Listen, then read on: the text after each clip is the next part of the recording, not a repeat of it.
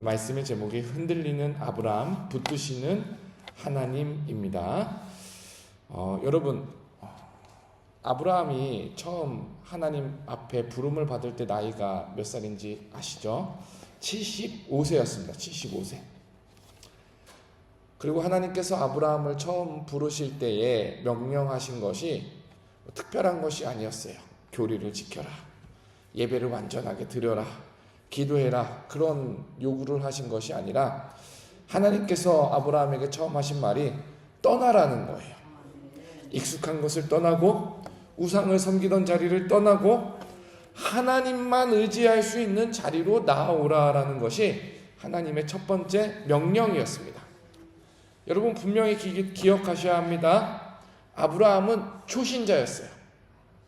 75세가 될 때까지 하나님을 모르고 살았고요, 75세가 될 때까지 이방 신을 모시는 땅에서 살았던 사람이에요. 근데 초신자였던 아브라함이 하나님의 말씀을 듣자마자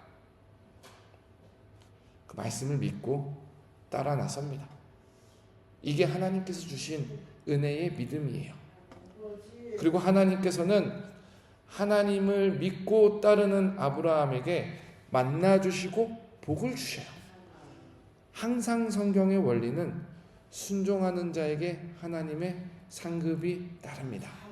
하나님은 먼저 순종을 물어보실 때가 많이 있어요.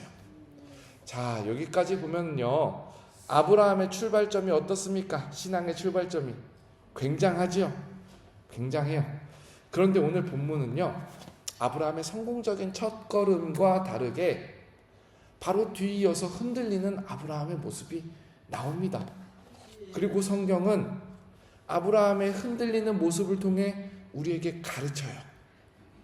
사람은 흔들릴지 몰라도 하나님의 은혜는 흔들리지 않는다라는 사실. 한번 10절을 보겠습니다. 10절입니다. 그 땅에 기근이 들었으므로 아브라함이 애굽에 거류하려고 그리로 내려갔으니 이는 그 땅에 기근이 심하였음이니라.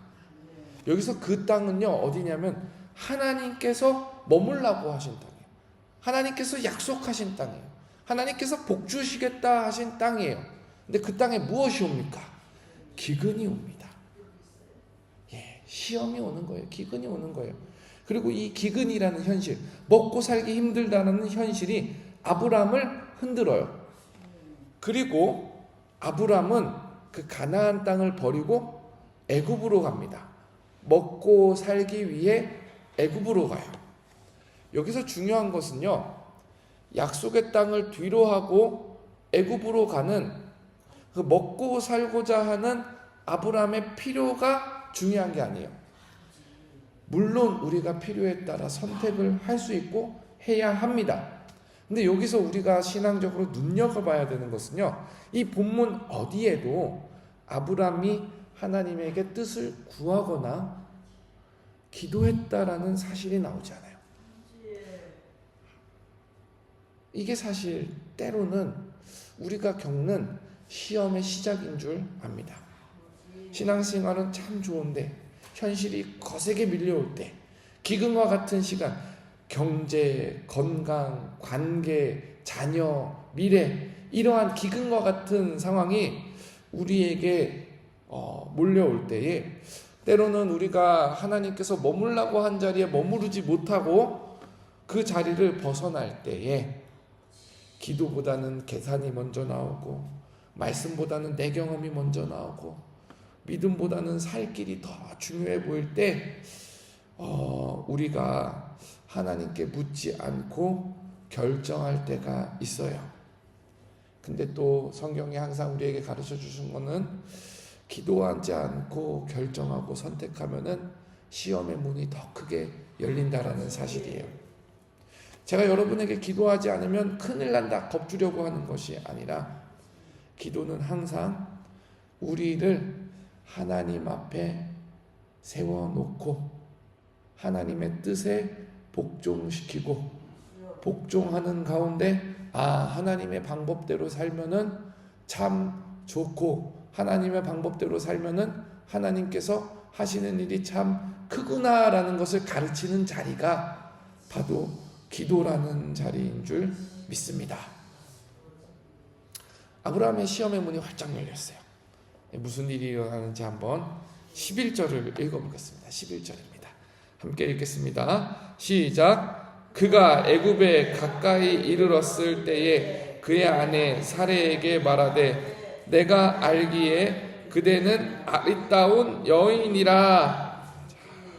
12절까지 읽고 제가 설명드리겠습니다. 시작. 애굽 사람이 그대를 볼 때에 이르기를 이는 그의 아내라 하여 나는 죽이고 그대는 살리리니. 아이고 아버지, 맞습니다. 아이고 아버지. 야, 여러분 한번 보세요. 기도하지 않고 떠난 발걸음에 아브라함에게 무엇이 들어오냐면 두려움이 들어와요. 두려움. 애굽 땅에 가까이 갈수록 우리 아내가 너무 예쁘고 아름다운데, 솔직히 말도 안 돼요. 아브라함이 75세의 할아버지예요. 사레도 할머니예요 벌써. 근데 아브라함이 사레를 보니까 우리 아내 너무 예쁘고 아름다운데 혹시 애굽 사람들이 우리 아내 붙잡아 가려고 나를 죽이고 사레는 뺏어갈까 걱정이 든다. 두려움이 막 몰려오기 시작하는 거예요. 여러분, 하나님이 함께 하시면 두려움도 이겨낼 줄 믿습니다. 그러나 기도 없이 하나님께 결단 없이 떠나니까 두려움이 들어오고, 두려움이 나오니까 하나님께서 가장 싫어하시는 죄악 중에 하나, 거짓이 불쑥 뛰어오릅니다. 아브라함 얼마나 비열합니까? 아내를 보호하는 척 하면서 사실은 자기 목숨을 위해 아내를 방패 삼고 있어요. 너무 비열합니다. 여러분의 남편이 그렇다고 생각해 보세요. 같이 살기는 왜 같이 살겠습니까? 당장 이혼하자고 하지. 그럴 수 있습니다. 이게 두려움이 커지게 돼요. 그리고 그 두려움이 현실이 될 때가 있습니다. 자, 시험이 찾아올 때 기도가 없었고, 기도가 없으니까 두려움이 생겼고, 두려움이 있으니까 그 두려움을 빠져나가기 위해 거짓말이라는 죄가 들어왔고, 그리고 그 뒤에 현실이 진짜 그렇게 맞닥뜨려지게 되는 거예요. 우리 14절, 15절 한번 같이 읽어봅시다. 시작. 아브라함이 애굽에 이르렀을 때에 애굽 사람들이 그 여인이 심히 아리따움을 보았고, 바로의 고관들도 그를 보고 바로 앞에서 칭찬함으로 그 여인을 바로의 궁으로 이끌어 들인지라. 자, 16절까지 읽겠습니다. 시작. 이에 바로가 그로 말미암아 아브람을 후대함으로 아브람이 양과 소와 노비와 암수 나귀와 낙타를 얻었더라. 이게 아이러니하죠.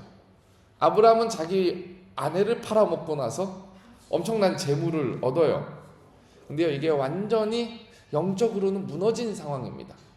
자, 여러분, 하나님께서 아브라함에게 주신 비전이 무엇입니까? 하나님께서는 아브라함에게 약속의 비전을 주셨어요. 큰 민족을 이루게 하겠다. 너의 씨에서, 너의 후손에서 민족이 나게 하겠다라는 약속을 주신 거예요. 비전을 주신 거예요. 아브라함이 지금까지 아들이 없습니다. 자식이 없습니다. 근데 자식이 없는데 아직 잉태하지도 못해본 자기 아내를 누구에게 보낸 거예요? 바로에게 보낸 거예요. 아내를 뺏기고 더럽혀질 위기에 놓인 거예요. 사람의 우매함은요, 자기를 시험 들게 만들고요, 사람의 우매함은요, 하나님의 큰 그림, 하나님의 큰 비전을 흔들리게 하는 위기를 만듭니다.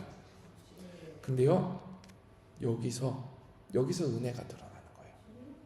여기서 은혜가 드러나요. 아브라함은 흔들렸지만 하나님은 붙드신다. 17절을 한번 읽어보겠습니다. 17절입니다. 시작. 여호와께서 아브라함의 아내 사레의 일로 바로와 그 집에 큰 재앙을 내리신지라. 여러분 참 웃기지 않습니까? 잘 보세요. 잘못은 누가 했어요 지금?